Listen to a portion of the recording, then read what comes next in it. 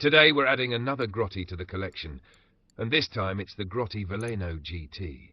$3,090,000. And that's before Howe gets anywhere near it. At this price, I'm expecting more than another fast car with a Grotti badge. GTA Online already has plenty of those. The Veleno needs to bring something different to the garage, and by the time we're finished, we're going to find out exactly what nearly $6 million buys you when you take one of these all the way through HSW.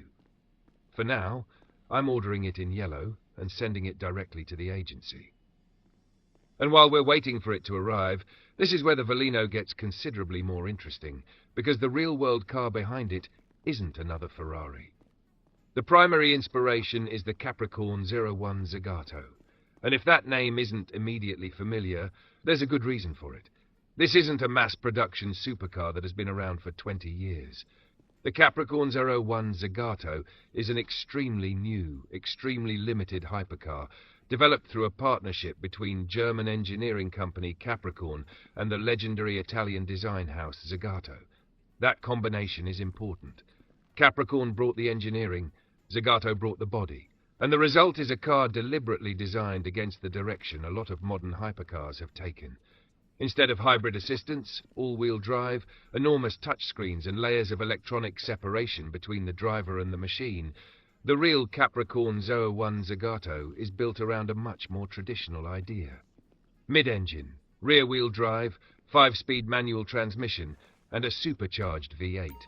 No electric motor filling in the torque. No all-wheel drive system distributing the power for you. Just an enormous amount of power going through the rear wheels of a very light car. Remember that part, because we're going to come back to it once I get this Veleno onto the highway. And here it is. Okay, immediately I understand the appeal. This is a good-looking car. The yellow works, the factory black wheels already work, and that's important because sometimes the first thing I want to do when a car arrives is change the wheels. Not here. I'm going to leave those alone. And when you look at the overall shape, you can see why Rockstar had such interesting material to work with. The real Capricorn 01 Zagato is the first hypercar ever to wear a body designed by Zagato. Zagato itself goes all the way back to 1919, and the company has spent more than a century designing and coach-building some genuinely unusual automobiles. The 01 Zagato carries some of that heritage into a modern hypercar without covering the entire thing in enormous aerodynamic appendages. That's one of the things I like about this Veleno as well. The basic body doesn't need much help. It already has presence.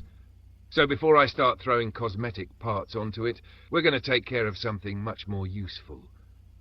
$400,000 for the missile lock-on jammer.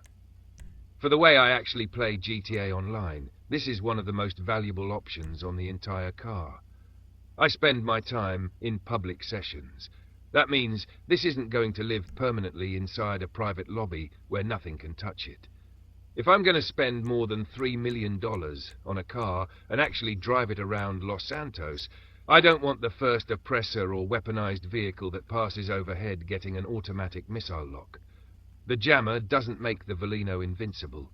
It doesn't add armor. It doesn't stop somebody from free-aiming a missile or simply shooting me. What it does is remove one of the easiest ways another player can destroy an expensive personal vehicle. For me, that's $400,000 well spent.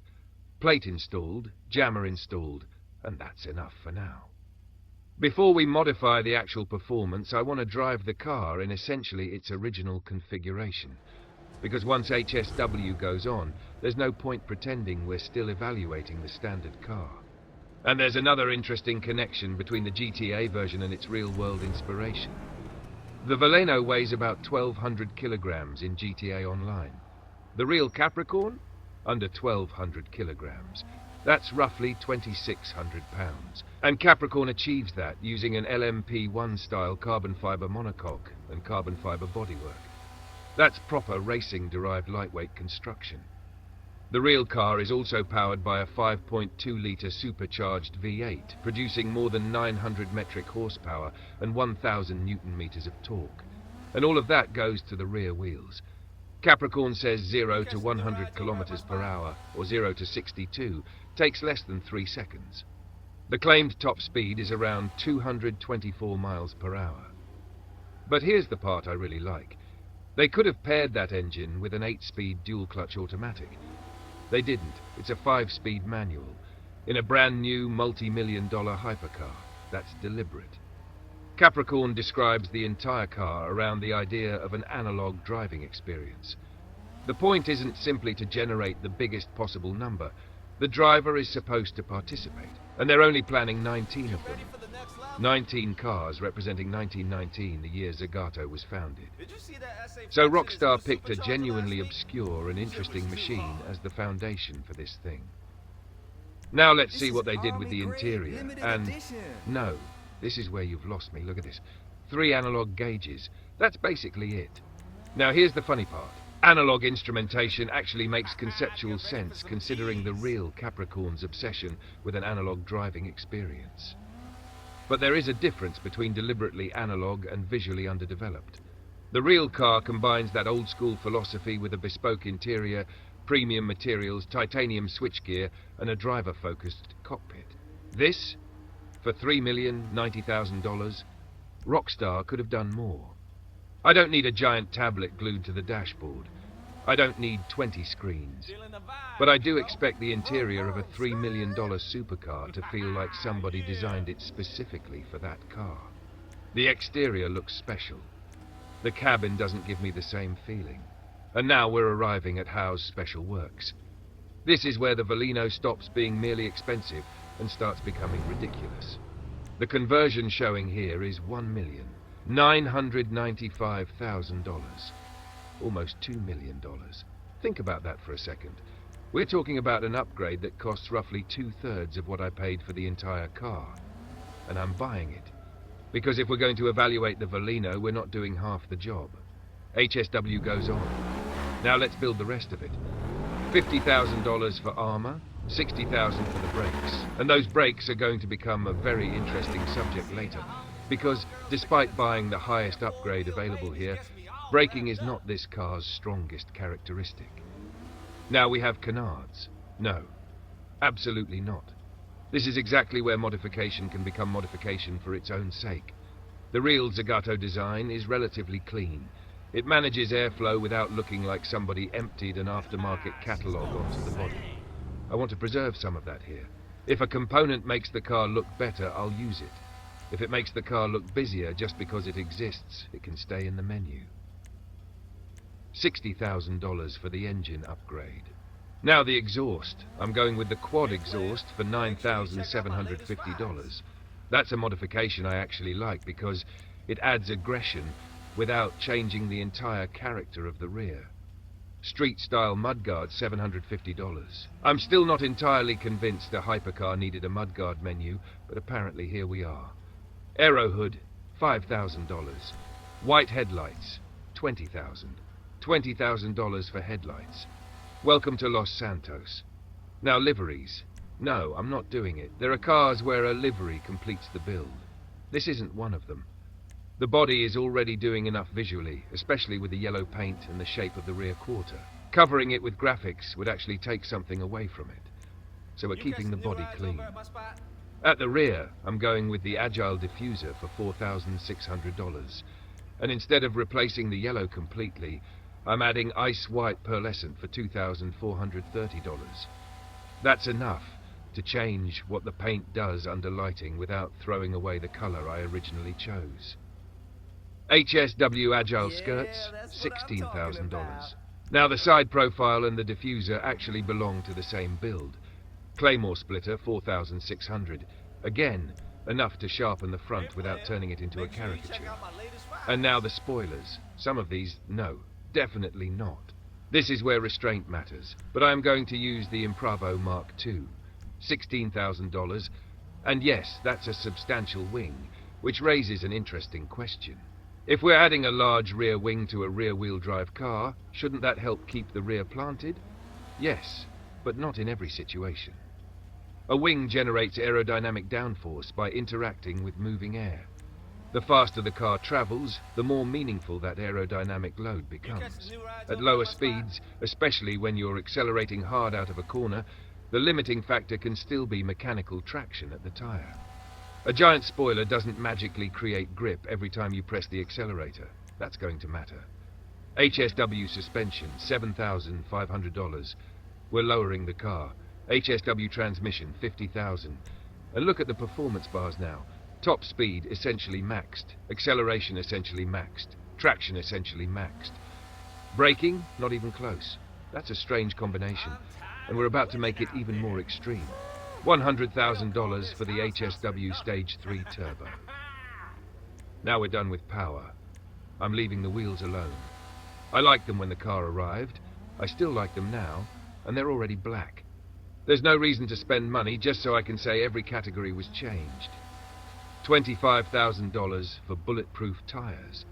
That's another modification that makes sense specifically because this car is going to live in public sessions. And $1,500 for light smoke windows. That's the build. Now let's get it outside. Because modification menus can tell me that the traction is almost maxed. They can tell me the acceleration is maxed. They can tell me the speed is maxed. None of those bars can tell me whether I actually enjoy driving the thing. So we're heading onto the highway, and my first reaction is, where's the speed? I'm not saying the car is slow. It obviously isn't. But after spending nearly $2 million on the HSW conversion, plus the engine, transmission and Stage 3 Turbo, I expected that acceleration to immediately punch me in the chest. I'm not feeling that yet. Let's give it some room. Now we're opening it up, and the independently tested numbers tell us the Veleno is genuinely quick.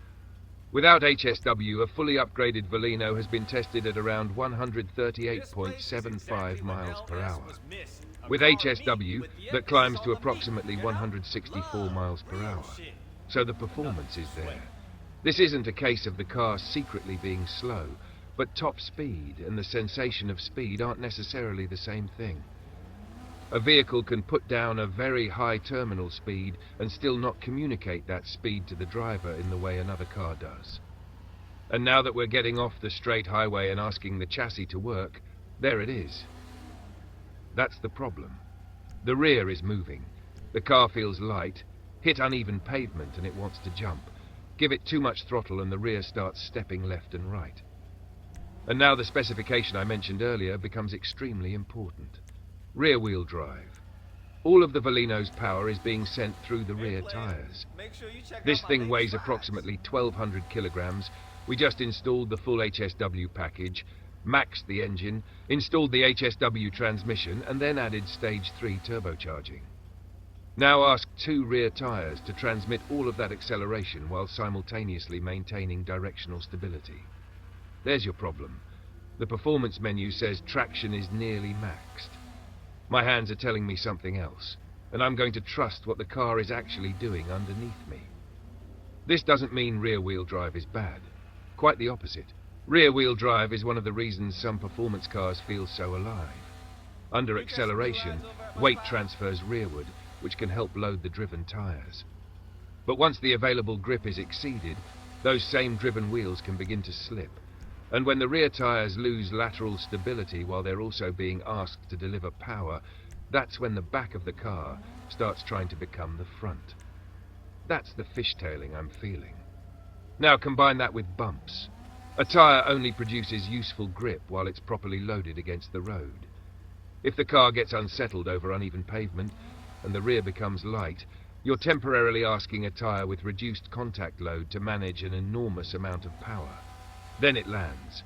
Grip changes again, and the chassis moves.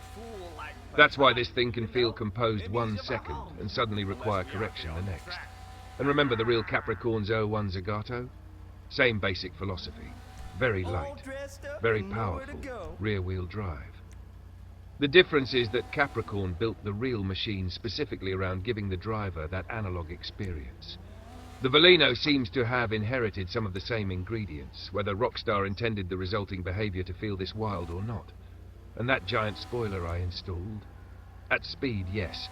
Downforce can help stabilize the rear.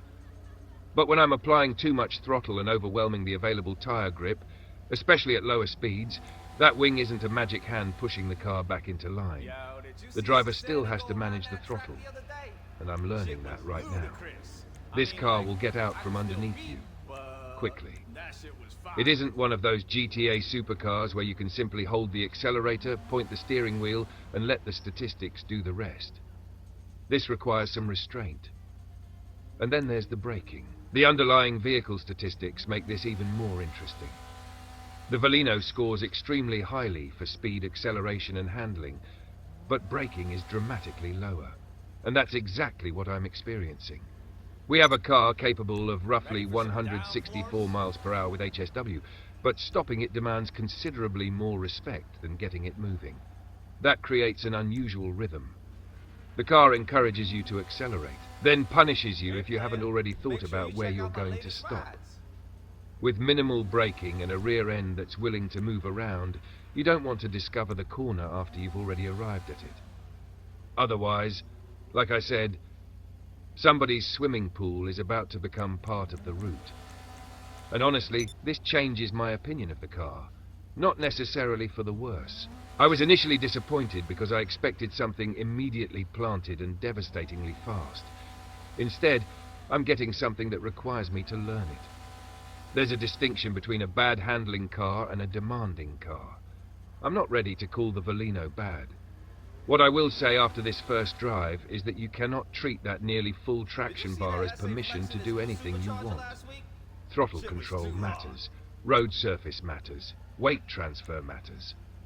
And if you're coming from an all-wheel drive supercar where the front tires help pull you out of a corner, this is going to feel different. Here, the rear tires are doing the propulsion, and when they decide they've had enough, you'll know. Now, we're arriving at the Vinewood mansion. And of course, the garage is full. That's what happens when you've been collecting grottis for this long, so somebody has to move. The carbonizer is going back to the agency, and the Veleno is taking its place here. I think that's appropriate, because whatever complaints I have about the price or the handling, visually this absolutely belongs with the rest of the collection. And there's another detail I didn't notice initially. Fog lights. I like that. It's a small thing, but those are exactly the details I look for once the build is finished. Now that we've parked it, I want to give the car one final inspection. Not in a modification menu, not while driving at 100 plus miles per hour. Just open everything and actually look at what Rockstar modeled. Doors open, rear compartment open. And up front we have a proper frunk. There's also a pair of visible fans, that's a nice detail. The real Capricorn 01 Zagato uses a mid-engine layout, and the GTA car preserves that general packaging philosophy, leaving the front available for storage and cooling hardware. Let's get the flashlight out because nighttime is doing us absolutely no favors here. First person. Now we can actually see something. At the rear, the engine itself is largely hidden underneath the covering, so this isn't one of those cars where Rockstar gives you a spectacular exposed mechanical centerpiece. But there are still details. You can see the quad exhaust arrangement I installed. You can see portions of the engine covering and intake hardware. And overall, it presents well. This brings me back to the real car one last time, because the engineering underneath that Capricorn is honestly more exotic than its restrained body suggests. The real 01 Zagato uses a full carbon fiber monocoque derived from the kind of construction Capricorn developed through high-level motorsport experience. The suspension uses a pushrod double wishbone arrangement developed around keeping the car light and responsive. The 5.2-litre supercharged V8 produces more than 900 metric horsepower and 1,000 newton-meters of torque. And despite all of that modern engineering, Capricorn deliberately chose a 5-speed manual gearbox. Not 7, not 8, 5. The company isn't chasing the largest number of gears or the fastest possible automated shift. They're trying to make the driver part of the machine. Even the production number reinforces how unusual the thing is. 19 cars. That's it. And that's what makes Rockstar choosing the Capricorn as inspiration for the Veleno so interesting. Most players will probably look at this and see another Grotti and assume Ferrari. I probably would have done exactly the same thing if I hadn't looked deeper. But underneath the GTA interpretation is one of the newest and rarest hypercar designs in the world. German engineering. Italian Zagato design. Supercharged V8. rear-wheel drive, lightweight construction, and an intentionally analog philosophy. Once you know that, the Veleno makes considerably more sense. Even the analog gauges I complained about earlier make more conceptual sense. I still think Rockstar could have executed that interior better. Analog doesn't have to mean generic. And at $3,090,000 before modifications, I still expect something more special when I switch into first person. Now let's talk about the money. The car itself cost $3,090,000. The missile lock-on jammer added $400,000. Then came the HSW conversion. Armor, brakes, engine, quad exhaust, mudguards, aero hood, white headlights, agile diffuser, pearlescent paint, HSW agile skirts, Claymore splitter, Impravo Mark II spoiler, HSW suspension, HSW transmission, stage 3 turbo, bulletproof tyres, and light smoke windows. Using the prices recorded during this build, we're sitting at approximately $5,918,130 invested in this Veleno. Call it $5.9 million, nearly $6 million for one car. So now comes the question that actually matters. Is it worth it? Visually? I have very little to complain about. I liked the car when it arrived, and I like it even more now. The factory wheels were good enough that I didn't touch them. The yellow with ice-white pearlescent works. The aero modifications give it more aggression without destroying the original shape. And sitting here with the rest of the collection, it looks like it belongs. Performance? That's more complicated. The Veleno is objectively fast. An HSW tested top speed around 164 miles per hour puts serious performance behind the appearance. The missile lock-on jammer makes it substantially more useful for the kind of public lobby driving I actually do. But this is not a car I would recommend buying, simply because the performance bars look impressive. The braking is a weakness. The rear can become unsettled. Hard throttle can turn into fishtailing. Uneven roads can make the car feel light. And because it's rear-wheel drive, the driver has to participate in putting that HSW power onto the pavement. Some players are going to hate that.